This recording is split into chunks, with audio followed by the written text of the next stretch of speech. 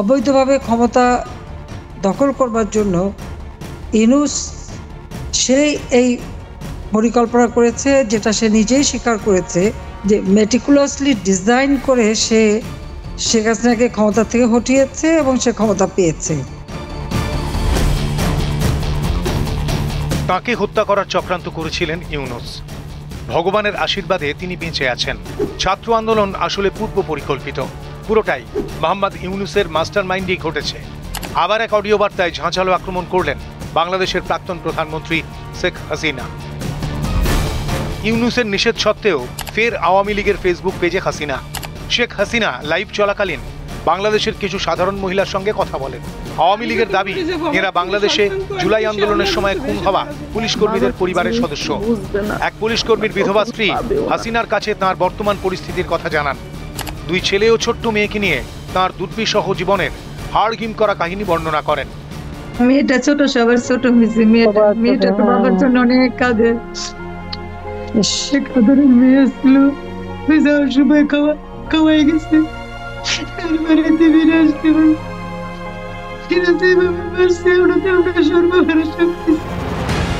Audio বার্তায় শেখ হাসিনা বারবার আক্রমণ করেন ইউনূসকে। সরকার চালানোর জন্য ইউনূসকে অযোগ্য বলে মন্তব্য করেন হাসিনা। মনে করিয়ে দিতে ভোলেননি যে ইউনূস নিজেই যখন স্বীকার করেছেন তার ব্যর্থতার কথা, দেশ চালানোর যোগ্যতাই যখন তার নেই, তবে কেন তিনি এই পদে থাকবেন? আর কেনই বা তিনি ক্ষমতায় থাকার জন্য মানুষ খুন করছেন? একটার পর একটা প্রতিষ্ঠান ধ্বংস করছেন কেন? আগুন লাগাচ্ছেন কেন? ছোট ছোট ছেলে মেয়েদের কাজে লাগাচ্ছেন ইউনূস। হিংসা ছড়িয়ে দিচ্ছেন গোটা দেশে। যখন ক্ষমতা নিয়েছেন তখন অবশ্যই এই ধরনের অবিচার, অন্যায় বা কেউ যদি আইন হাতে তুলে নেয়, তাদের থামানোর দায়িত্ব তো আপনার। অবশ্যই উনি আবার এটাও বলছিলেন যে উনি রাষ্ট্র চালাতে ব্যর্থ, উনি তার কোনো অভিজ্ঞতা নাই, তিনি রাষ্ট্র চালাতে পারেন না। সে কথাটা তিনি অনেক আগেই বলেছিলেন। আমার কথা হচ্ছে যে যারা এক একটা কথা বলবে, নিজের ব্যর্থতা নিজেই স্বীকার করেছে যে তার দেশ চালাবার যোগ্যতা নাই, তাহলে সে ক্ষমতা আঁকড়ে ধরে রাখার জন্য মানুষ খুন করছে কেন? একটার পর একটা প্রতিষ্ঠান ধ্বংস করছে কেন? আগুন দিচ্ছে কেন? এই ছেলেদের ব্যবহার করে তাদেরকে দিয়ে এই ধরনের অপরাধিক কাজ করাচ্ছে কিসের জন্য? আইন এদের হাতে তুলে নিতে চাচ্ছে কেন? তিনি আরো বলেন, বারবার দেশে প্রশাসনিক সমস্ত কেন্দ্রে আঘাত কেন করা হচ্ছে? যদি দেশ চালানোই মূল লক্ষ্য হয়, তবে কেন প্রশাসনিক প্রধানদের উপর হামলা করা হচ্ছে? সন্ত্রাসী কর্মকাণ্ড চালিয়ে প্রশাসনিক প্রধানদের পদত্যাগে বাধ্য করেছে। একটা রাষ্ট্র পরিচালনার ক্ষেত্রে আইনসভা, বিচার বিভাগ ও নির্বাহী বিভাগ অত্যন্ত গুরুত্বপূর্ণ, কিন্তু এই সমস্ত বিভাগকে কাজ করতে দিচ্ছে না এই সরকার। উচ্চ আদালতে হামলা, সংসদ ভবনে হামলা, এমনকি বঙ্গবন্ধু ভবনও ধ্বংস করেছে। বঙ্গবন্ধুর বাড়ি ভাঙাকে কেন্দ্র করেও চড়া আক্রমণ করেছেন মোহাম্মদ ইউনূসকে। ৭১ যেখান থেকে স্বাধীনতা ঘোষণা করা হয়েছিল, সেই বাড়িকেও ধ্বংস করার দায় চাপিয়েছেন বর্তমান সরকারের উপর।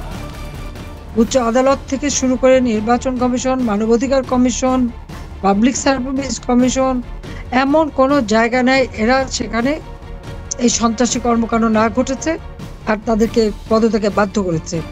একটা রাষ্ট্র পরিচালনার ক্ষেত্রে আইনসভা, বিচার বিভাগ এবং নির্বাহী বিভাগ, এই 3টার সমন্বয়ে রাষ্ট্র পরিচালিত হয়।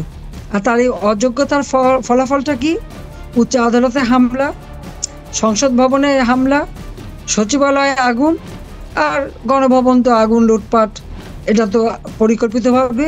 সব থেকে দুর্ভাগ্যের বিষয় যে বঙ্গবন্ধু ভবন, যেটা বঙ্গবন্ধু স্মৃতি জাদুঘর, ওই বাড়িতেই সবাইকে নির্মমভাবে হত্যা করা হয়েছে। সেই রক্তের দাগ তো এখনো ছিল ওই বাড়িতে। সেই বুলেটের ক্ষত চিহ্ন ওই বাড়িটাই বহন করে যাচ্ছিল। আবার সেই ৭১ সালে এই বাড়ি থেকে জাতির পিতা বঙ্গবন্ধু শেখ মুজিব স্বাধীনতার ঘোষণা দিয়েছেন, আর ঘোষণা দিয়েছেন বলেই তো আমরা স্বাধীনতা পেয়েছি।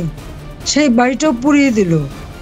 এটাও তার এক পরিকল্পিতভাবেই করা, তার সেই মেটিকুলাসলি ডিজাইনের অংশ। এই সমস্ত ধ্বংসাত্মক কার্যকলাপের মাস্টারমাইন্ড ইউনূস। সাধারণ মানুষের উপর অত্যাচার, এমনকি দেশে আইন রক্ষাকারী পুলিশের উপর অত্যাচার মেনে নিতে পারে না সাধারণ মানুষ। আপনজনকে হারানোর বেদনা যারা হারিয়েছে তারাই বোঝে।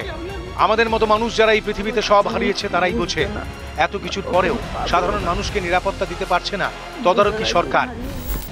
সব থেকে দুর্ভাগ্য যে ইউনূস যে ক্ষমতা নিল, 15 তারিখের থেকে 4 রাজ্যে ধ্বংসযজ্ঞ শুরু করে দিল এই ছাত্ররা, সমন্বয়করা, এবং বিভিন্ন জায়গায় তারা জ্বালাও পোড়াও, অগ্নিসন্ত্রাস, থানা আগুন দেওয়া, লুটপাট, বাড়ি ঘরে আগুন দেওয়া ব্যাপকভাবে যখন শুরু করে দিল, পুলিশের উপর যখন আক্রমণ শুরু করে দিল, এরপর থেকে তো এই ঘটনা চলতেই থাকলো। 15ই জুলাই থেকে যারা এই সমস্ত ঘটনা ঘটালো তাদের যে বিচার করা হবে সে কথা কিন্তু সে একবারও বলে নাই।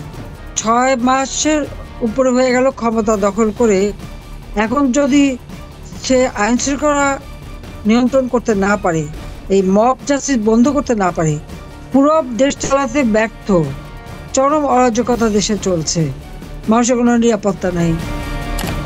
অন্যদিকে মৃত পুলিশদের পরিবারের সঙ্গে কথা বলেন হাসিনা। তাদের কাতর আর্জি পৌঁছেছে প্রাক্তন প্রধানমন্ত্রী পর্যন্ত। হাসিনার সাহায্য প্রার্থনা করেন মহিলারা। জবাবে হাসিনা সবাইকে সাধ্যমতো সাহায্যের আশ্বাস দেন। দেখবো কতটুকু কি করতে পারি, করবো আমি।